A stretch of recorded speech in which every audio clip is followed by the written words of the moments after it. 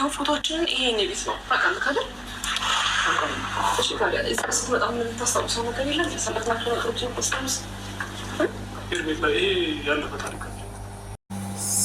ሰላም ጤና ይስጥልኝ ውድ የተከበራችሁ ቤተሰቦች እንዴት ናችሁ? ደህና ናችሁ ወይ? እኔ ያለው እግዚአብሔር ይመስገን። እንግዲህ የሄርሚና የአብርሽ ነገር እንግዲህ እንደቀጠለ ነው። ደስ ይላል። ምክንያቱም ለምን እንደሆነ ታውቃላችሁ? ምን እንደገረመኝ እዚህ ጋር አብርሽ እስካሁን ድረስ ያለ መንቃቱና በጣም ፈዛዛ እንደሆነ ያስታውቃል። ምክንያቱም በግድ ነው የሚናገረው።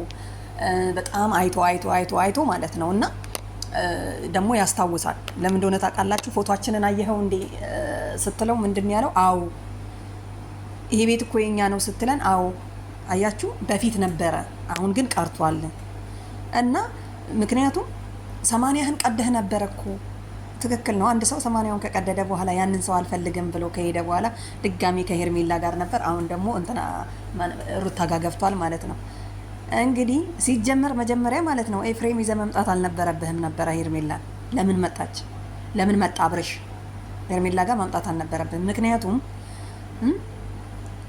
እቺ ልጅ እኮ ትንሽ እንድታገግም ነው ብላችሁ አሰባችሁ እንጂ ጭራሽ ፍቅሯ እየጨመረ ነው የሚሄደው። እንዴት አቅፋ እንደምትሰማው እስቲ ይውጥ። እሱ ግን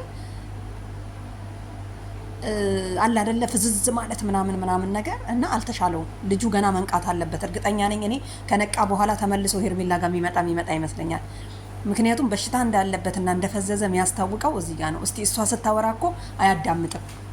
ግን መጀመሪያ እኮ አንተ የኔ ነህ አውቀኸዋል ወይ እንደምትወደኝ ትነግረኝ ነበረ ስትለው ምናምን ነገር ምንድን ነው የሚለው? ዝም ነው የሚለው፣ አይሰማትም ማለት ነው። ሰማይ እንዳለ ግን ይገርማል። በእውነት ጀግኖች ናቸው። ምን ለማለት ፈልጌ መሰላችሁ? እና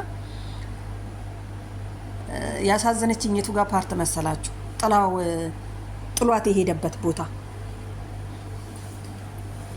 እና ቢያንስ እንኳን ትንሽ ስታየው እንዴት ነው እናንተ ግን ይሄ የሰይጣን ነገር ኃይል አለው እንዴ? ያው እናንተ ነው ልጠይቅ ብዬ ነው። እና ልክ በቃ የሆነ አይምሮው ላይ ተሰርቶበት ምናምን ይሁን እንዲህ ጥሏት ይሄዳል ማለት ነው።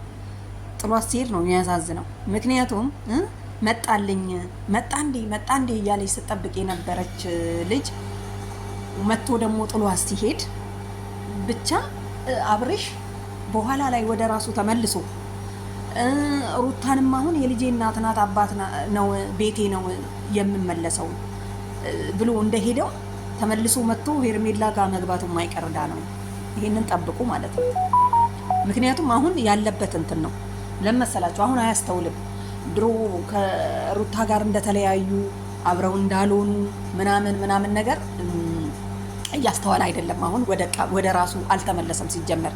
ምክንያቱም ፊቱ ላይ ራሱ ያስታውቃል።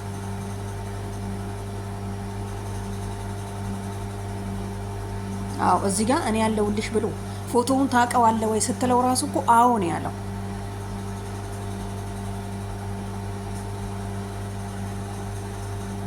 እኔ ግን በጣም አሳዝናኛለች። ለምን እንደሆነ ታውቃላችሁ?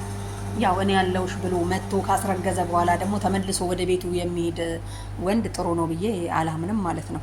ምክንያቱም ሩታ አርጋበት ይሄንን ሩታዬ ቤቴ እንዲል አድርጋው ከሆነ በግድ እንደ መድፈር ነው የሚቆጠረው ይሄ ማለት ነው። ወንድ ልጅ እንደ መደፈር ነው ለመሰላችሁ። በኋላ ላይ ወደ ራሱ እንዳይመለስ ግን በራሱ በሃይምሮ ተመልሶ ከሆነ በቃ አብርሽ ትክክለኛ ሩታ ትክክለኛ ናት ብለን እናምናለን ማለት ነው።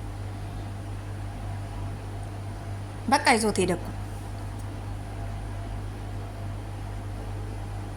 ወደ ቤቴ ነው የሚሄደው ምናምን ነገር እኮ ብሎ ነው። ምክንያቱም የሚናገራት ነገር የሆነ አጫጭር ነገር ነው ብዙ ከሰማ በኋላ። ምክንያቱም መፍዘዙ ያስታውቅበታል። ሲጀመረ ኤፍሬም ይዘህ መምጣት አልነበረብህም። አንደኛ ያመጣኸው አይታው ምን እንድታደርገው አይቶ እሱ ሰላም ብሏት ወይንም ናፍቀኸኛል ብላ ሰማው ምናምን ነገር እንዲሄድ ነው።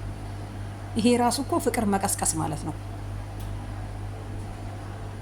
ይሄን ሩታ መስማት የለባትም ማየትም የለባትም። እዛ ሄዶ መጣ ከተባለ በኋላ አደጋ ነው።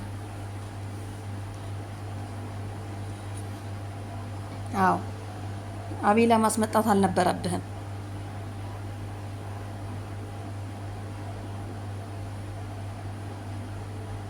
እና ቤተሰብ ለማንኛውም እህትየው አሁንም ቡዜ ጠንክራ አብርሽን ጸበል 7 ማስነከር አለባት። ምክንያቱም መንቃት አለበት። ምክንያቱም ለእህቱ ራሱ እሺ ያላለም ላልከው ነገር አዎ ምንም ምክንያቱም ራሱ ላይ ያለው ነገር ስላልጸዳ ነው። ስለዚህ አብርሽ ነቅቶ ማየት ነው የምፈልገው እኔ። አብርሽ ነቅቶ በትንሽ ጊዜ ውስጥ ነቅቶ ወይ ሄርሜላ ጋር ይመጣል ወይ ሩታ ጋር ይቀራል ማለት ነው። ለማንኛውም እናንተ በርቱ። ቡዜ ጀግና እህት ናት። አነጋገር ዋው! በዛውም አድርሱልኝ። እቺ እንግዲህ ያው የመጨረሻው ነው። አብርሽ ጥሏት ሄዷል። ምንም ማድረግ አይቻልም። ወደ ቤቱ ወደ ሚስቱና ወደ ድሮ ፍቅረኛው ወደ ድሮ ልጁ።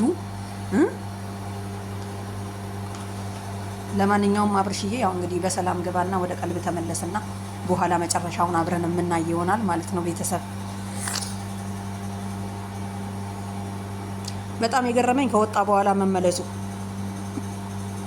ምን ቢለው ጥሩ ነው። ነግሮት እኮ ነው አላል። ለማንኛውም ቤተሰብ